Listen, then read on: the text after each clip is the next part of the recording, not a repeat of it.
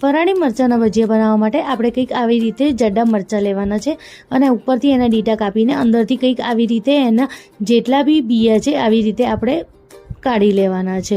હવે એના માટે આપણે એક સ્ટફિંગ રેડી કરવાનું છે। એના માટે મેં 3 બટેકા લીધા છે।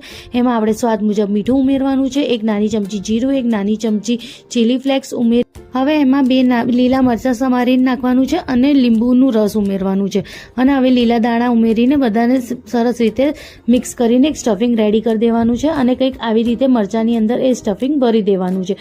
હવે બધા મરચાંને કંઈક આવી રીતે નાના પીસીસમાં કાપી લેવાના છે। હવે એક સ્લરી રેડી કરવાની છે। એના માટે આપણે 1/4 કપ જેટલું આપણે સિંગોડાનો લોટ લેવાનો છે અને એમાં 2 વાર 1/4 કપ જેટલું પાણી ઉમેરીને એક સ્લરી રેડી કરવાની છે।